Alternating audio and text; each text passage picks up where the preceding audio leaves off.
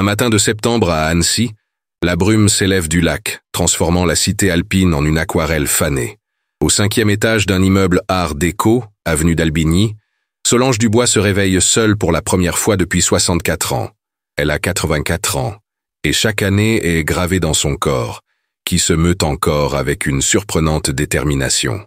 Cheveux gris purs coupés au carré, visage marqué par les rides qui racontent des histoires de sourires et de souffrances, mains jaunies par l'âge mais fermes, dos courbé mais non brisé. Elle porte toujours des vêtements bien coupés, rien à voir avec les teintes pastel des vieilles dames. Elle préfère le bleu marine, le rouge foncé, le noir, des couleurs qui ne passent pas inaperçues. Il y a 2 mois, elle a fait quelque chose qui a choqué tout Annecy. Elle a quitté son mari. Henri, 86 ans, était marié depuis qu'elle avait 20 ans et lui 22, 64 ans d'union que tous considéraient comme exemplaire.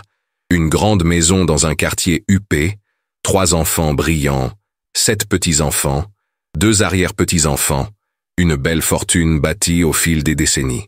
Lui comme ingénieur civil et elle comme institutrice retraitée. Un couple modèle, photographié lors de réceptions mondaines, dont les jeunes couples recevaient les conseils pour un mariage durable. Puis un matin de juillet, Solange se réveilla, fit sa valise pour une semaine, écrivit une lettre de 3 paragraphes à Henri et partit.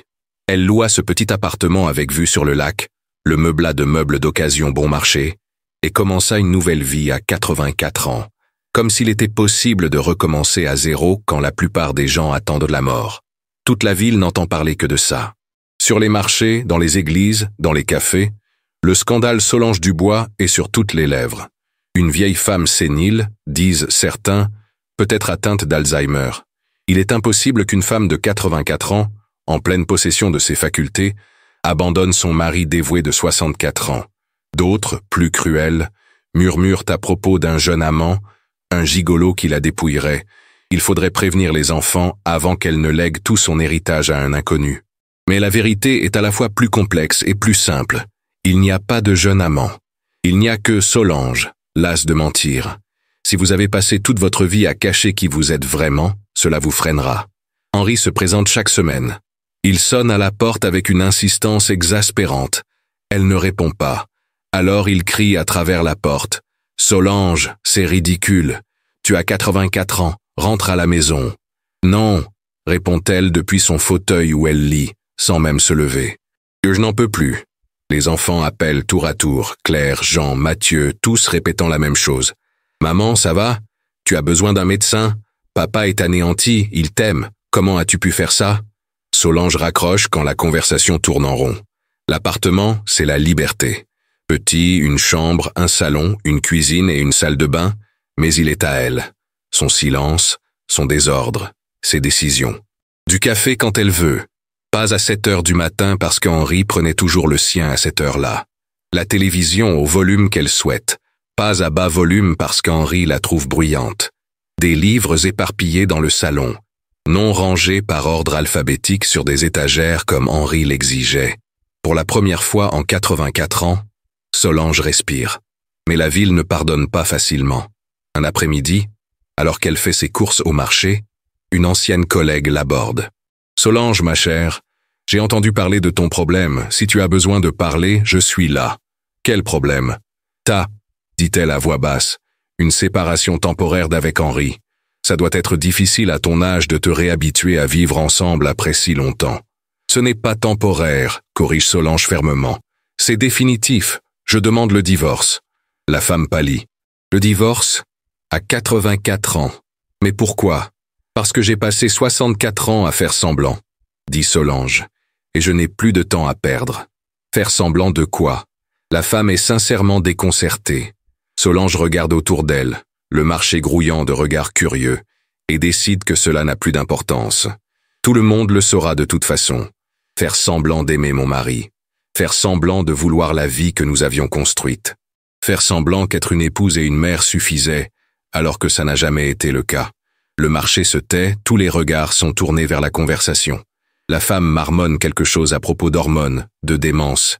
Solange l'ignore, prend ses courses et s'en va la tête haute. Arrivée chez elle, un homme l'attend devant la porte. Jeune, peut-être 32 ans, grand et mince, cheveux blonds clairs, yeux bleus clairs, un beau visage presque androgyne. Il porte un gros sac à dos et une guitare. « Madame Dubois ?» demande-t-il avec hésitation. « Oui, je suis Thomas Blanc. Nous avons parlé au téléphone. » Ah, se souvient Solange, la locataire. « Entrez. » Elle a passé une annonce en ligne, une chose qu'elle avait apprise à faire en regardant des tutoriels sur YouTube, car elle n'avait jamais utilisé d'ordinateur jusqu'à il y a 2 mois. Recherche colocataire pour appartement, chambre individuelle, cuisine et salle de bain partagée, loyer modique. Plusieurs personnes ont répondu, principalement des jeunes cherchant un logement bon marché près du lac. Solange les a tous interviewés par téléphone et a choisi Thomas, car sa voix lui semblait un peu différente, d'une manière qui lui était familière. Vous vous demandez où tout cela va nous mener. Poursuivez votre lecture. Thomas déménage le lendemain. Il n'emporte qu'un sac à dos contenant des vêtements, une guitare, un vieil ordinateur portable et des livres dans des cartons. Musicien, il joue dans des bars et des restaurants, gagne à peine de quoi se nourrir et dormait sur le canapé d'un ami qui avait besoin de libérer de la place. Poli, discret, propre, il paie son loyer à temps. Le locataire idéal, respectueux de la vie privée. Mais vivre dans le même petit espace rend les interactions inévitables. Thomas se lève tard, travaille la nuit et croise Solange dans la cuisine à 11 heures du matin, alors qu'elle prépare le déjeuner. « Tu en veux ?» propose-t-elle. « Je ne veux pas te déranger. J'en ai fait trop, ça va se gâter. » Il accepte. Ils mangent ensemble en silence. Et ensuite, Thomas fait la vaisselle sans qu'elle le lui demande. Les jours se sont transformés en semaines. Les conversations ont commencé. D'abord anodines. Thomas a parlé d'un concert qu'il avait donné. Solange lui a parlé d'un livre qu'elle lisait. Il lui a demandé pourquoi elle vivait seule. Elle a répondu que c'était une longue histoire. Il n'a pas insisté. Elle lui a demandé pourquoi il avait choisi la musique si ce n'était pas un métier lucratif. Il a répondu que c'était la seule chose qu'il savait faire, ce qui ne sonnait pas faux. Une nuit, Solange est réveillée par des sanglots étouffés provenant de la chambre de Thomas. Elle frappe à la porte. « Tout va bien ?» Un silence, puis une voix étranglée. « Pardon, je t'ai réveillé ? Je peux entrer ?» « Oui. » Thomas est assis par terre, adossé au lit, sa guitare sur les genoux, le visage baigné de larmes. Solange s'assoit à côté de lui, ses vieux os protestants. Que s'est-il passé? Thomas raconte son histoire. Il a perdu sa mère il y a 3 mois, emportée par un cancer foudroyant. Elle avait 58 ans. Ils étaient seuls depuis que leur père les avait abandonnés quand Thomas avait 5 ans. Ils travaillaient ensemble, elle comme femme de ménage, lui enchaînant les petits boulots, afin qu'il puisse étudier la musique au conservatoire. Quand elle est tombée malade, Thomas a interrompu ses études pour s'occuper d'elle, dépensant toutes ses économies en traitements inefficaces. Elle est morte dans ses bras. Ses dernières paroles furent des excuses de ne pas lui avoir offert une vie meilleure. Depuis, Thomas est à la dérive, jouant de la musique sans rien ressentir, vivant sans être vraiment vivant. Solange écoute attentivement. Elle reconnaît cette douleur sans fond. Elle prend sa main. « Ta mère t'aimait, tu le sais. » Il hoche la tête. Alors elle ne regrettait rien. Chaque sacrifice en valait la peine parce que c'était pour toi. Tu ne lui dois rien d'autre que de bien vivre. C'est ce qu'elle aurait voulu. Thomas pose sa tête sur l'épaule de Solange. Elle le laisse faire et le serre dans ses bras comme elle serrerait son fils si ses enfants n'étaient pas devenus de parfaits étrangers. Après cette nuit-là, la dynamique change. Thomas et Solange deviennent de véritables amis, et non plus seulement locataires et propriétaires. Ils regardent des films ensemble, Thomas joue de la guitare pour elle cuisine des plats élaborés qu'elle n'avait pas préparés depuis des années, car Henri ne mangeait que des plats simples. Ils rient beaucoup, chose que Solange avait oubliée. Vous ressentez ce lien étrange. Poursuivez votre lecture car les choses vont se compliquer. Henri apprend l'existence de Thomas. Son fils aîné, Jean, lui raconte qu'on a vu un jeune homme entrer et sortir de l'appartement de Solange. Les rumeurs se répandent, et maintenant tout le monde est persuadé que la vieille folle a un amant. Henri arrive furieux, accompagné de Jean et de son avocat. Ils tambourinent à la porte jusqu'à ce que Solange ouvre. Alors c'est vrai, Henri entre sans prévenir. Tu vis avec un jeune homme. Thomas quitte la pièce en entendant des voix qui s'élèvent. Henri le regarde avec haine. Combien te paie-t-elle? Thomas, confus. Rien, je paie un loyer. Mensonge, rétorque Henri. Tu profites d'une femme sénile. Papa. Jean lui prend le bras. Du calme. Solange intervient d'une voix ferme. Sors de chez moi. Henri se tourne vers elle. Ta maison? J'ai payé cette maison avec mon argent. Tu as payé avec notre argent, corrige-t-elle. J'ai travaillé 40 ans, moi aussi. Et maintenant tu jettes tout ça par les fenêtres pour un gigolo. Thomas n'est pas un gigolo, c'est un locataire. Et même s'il était ton amant, ça ne te regarderait pas, on n'est plus mariés. Nous sommes encore mariés légalement. L'avocat intervient, le divorce prend du temps, en attendant, les biens sont partagés, toute transaction financière peut être contestée. Solange rit, un rire amer. Une transaction? Tu crois que j'ai payé cet appartement avec quoi? Mes économies, de l'époque où je te donnais encore des cours particuliers en cachette, Henri, parce que tu disais qu'on n'avait pas besoin d'argent. Mais en réalité, tu ne voulais pas que je sois indépendante financièrement. Henri pâlit. Tu as mis de l'argent de côté pour moi? Pendant 40 ans, confirme-t-elle. Chaque franc, chaque euro, sur un compte dont tu ignorais l'existence, pour le jour où j'ai eu le courage de partir. Il m'a fallu 6 décennies, mais je suis enfin parti. Jean semble sur le point de s'évanouir. Maman, pourquoi détestais-tu autant papa? Je ne le détestais pas, répond Solange, assise dans le fauteuil, soudain fatiguée. Ce serait plus simple. La haine est un sentiment fort. Je ne l'ai tout simplement jamais aimé. Le silence est total. Henri s'affale sur le canapé. Comment peux-tu dire ça? Je t'ai aimé chaque jour de ces 64 années. Je sais, et je suis désolé, mais l'amour à sens unique ne fait pas durer un mariage, il ne fait que le miner. Pourquoi m'as-tu épousé alors? Parce que j'avais 20 ans, mes parents étaient d'accord, c'était normal. Je ne savais pas que je pouvais choisir autrement. Henri, les larmes aux yeux. Je ne suis pas assez bien pour toi, je ne l'ai jamais été. Tu es un homme bien, dit doucement Solange. Tu as été un bon mari à bien des égards, soutien de famille, fidèle, présent. Mais je t'ai épousé sans t'aimer et j'ai passé 64 ans à faire semblant. C'est cruel de continuer à faire semblant, alors qu'il nous reste si peu de temps à vivre. Tu mérites de mourir aimé véritablement, et non toléré. Cette révélation brutale vous pèse-t-elle sur le cœur? Poursuivez votre lecture jusqu'au bout.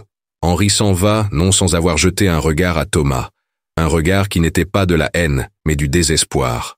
Prends soin d'elle, dit-il doucement. Même si elle ne m'a jamais aimé, moi, je t'aime. Thomas hoche la tête, incapable de parler. Une fois seul, Thomas demande. C'est vrai? Que tu ne l'as jamais aimé? Solange soupire. C'est vrai. Et c'était un supplice pour nous deux. Lui qui méritait mieux et moi qui désirais moins. Les mois suivants sont marqués par une bataille juridique. Henri conteste le divorce, invoquant l'abandon du domicile conjugal et des violences psychologiques, et tente d'empêcher Solange d'accéder au bien commun. Les enfants prennent le parti de leur père et rompent tout contact avec leur mère. La ville les rejette. Une femme qui a faim d'aimer son mari pendant 64 ans est pire qu'une prostituée. Au moins, les prostituées sont honnêtes quant à leurs transactions. Solange affronte tout avec une dignité que seules 84 années de pratique peuvent conférer. Elle se rend au tribunal, répond aux questions humiliantes des avocats et garde son sang-froid. Thomas l'accompagne. Une présence silencieuse mais réconfortante. On les prend pour des amants. Elle ne les corrige pas, à quoi bon? Ils penseront ce qu'ils veulent de toute façon. Un soir, après une audience particulièrement éprouvante, où Jean a témoigné que sa mère avait toujours été froide et distante, incapable d'un véritable amour maternel, Solange rentre chez elle anéantie. Thomas prépare du thé et s'assoit près d'elle. Ce que son fils a dit est-il vrai? En partie, admet-elle. J'ai aimé mes enfants du mieux que je pouvais, mais j'ai toujours eu l'impression de jouer le rôle d'une mère aimante, sans l'être naturellement. Thomas hésite, puis pose la question qui le taraude. Es-tu capable d'aimer? Solange reste longtemps silencieuse. Finalement, je ne sais pas. J'ai passé ma vie à faire ce qu'on attendait de moi, sans jamais découvrir ce que je ressens vraiment. Je me suis marié par obligation. J'ai eu des enfants parce que c'était la suite logique. J'ai travaillé, j'ai cuisiné, j'ai fait le ménage, j'ai souri aux soirées, j'ai simulé des orgasmes, j'ai joué le rôle de l'épouse parfaite. Mais qui suis-je quand je ne joue pas ce rôle? Je ne sais pas. Thomas prend sa vieille main tachée. Peut-être que maintenant tu le découvriras. 6 mois après avoir quitté le domicile conjugal, le divorce est prononcé. Henri n'a finalement pas lutté, trop fatigué, trop malade, le cœur brisé. ce qui lui a causé de graves problèmes cardiaques. Les biens sont partagés à parts égales. Solange conserve l'appartement qu'elle avait acheté seule, ainsi que la moitié du reste. À 84 ans, elle est riche, libre et seule, à l'exception d'un locataire devenu presque un ami. Thomas annonce son départ. J'ai décroché un contrat de 6 mois pour jouer sur un bateau de croisière en Méditerranée, bien payé, et l'occasion d'économiser. Tu devrais accepter, dit Solange. C'est une belle opportunité. Tu vas me manquer. Moi aussi, répond-il sincèrement. Tu m'as sauvé quand j'étais perdu. Je ne t'ai pas sauvé. Je t'ai juste offert un abri. Tu m'as donné bien plus que ça. Tu m'as offert une compagnie sans jugement, une acceptation inconditionnelle. La vérité que vous n'attendiez pas arrive. Continuez. La veille du départ de Thomas, ils dînent ensemble, autour d'un bon vin que Solange a acheté pour l'occasion.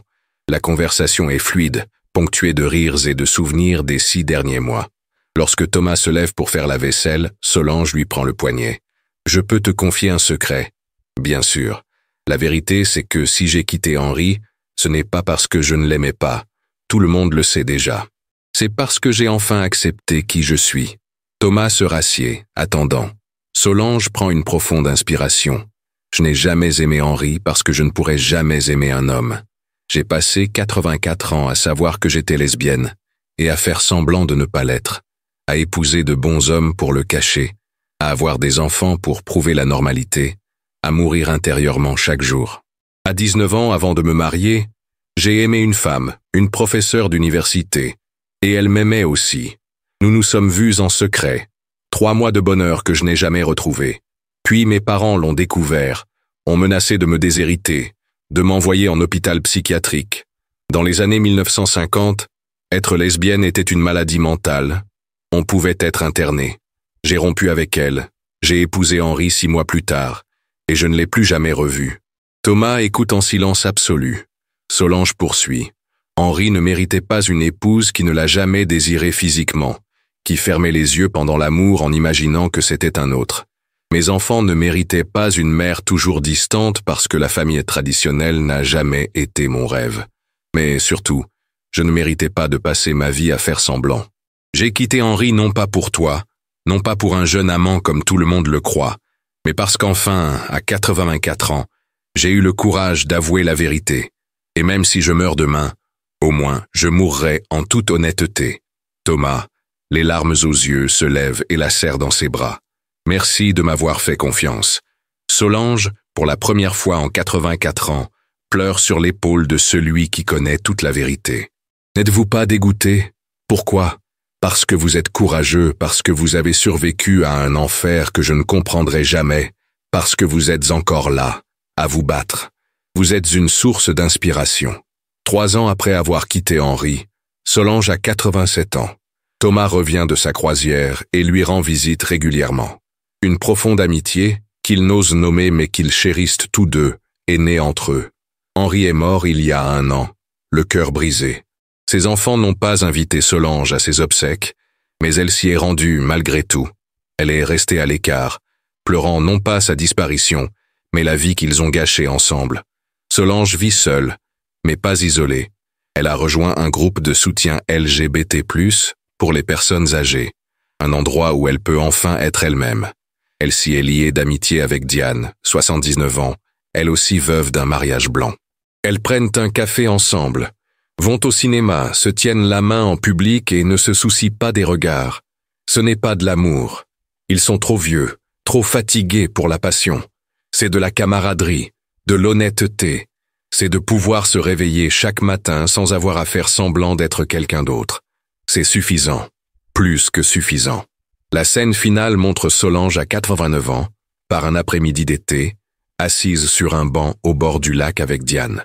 Thomas joue de la guitare dans un café voisin. Elles écoutent à distance. « Tu le regrettes ?» demande Diane. « Regretter quoi ?»« D'avoir attendu 84 ans, pense Solange. Oui et non. Oui, parce que j'ai gâché des décennies. Non, parce que, sans avoir vécu dans le mensonge, je n'apprécierais pas autant la vérité. 5 ans d'honnêteté valent-ils 84 ans de mensonge? Je ne sais pas. Mais ce sont les 5 années qu'il me reste. Et cela doit suffire. Assise dans un silence paisible, Elle contemple le soleil couchant derrière les montagnes, le lac reflétant des couleurs irréelles. Solange pense que la vérité qu'elle a gardée secrète pendant 84 ans a failli la tuer. Mais la vérité qu'elle a finalement révélée, à 84 ans, l'a sauvée. Trop tard pour rattraper le temps perdu, mais encore assez pour mourir en accord avec elle-même. Et au final, c'est tout ce que l'on peut espérer. Si cette vérité brutale vous a touché, partagez-la. Car combien de personnes passent leur vie entière à se faire passer pour quelqu'un d'autre par peur? Abonnez-vous pour découvrir d'autres histoires vraies qui prouvent qu'il n'est jamais trop tard pour être honnête, même si cela a un prix. La vérité qu'elle a gardée n'avait rien à voir avec un amour de jeunesse, mais avec un amour mal vu aux yeux du monde. Et à 84 ans, elle a eu le courage de cesser enfin de mentir. Puissions-nous tous avoir ce courage avant qu'il ne soit trop tard.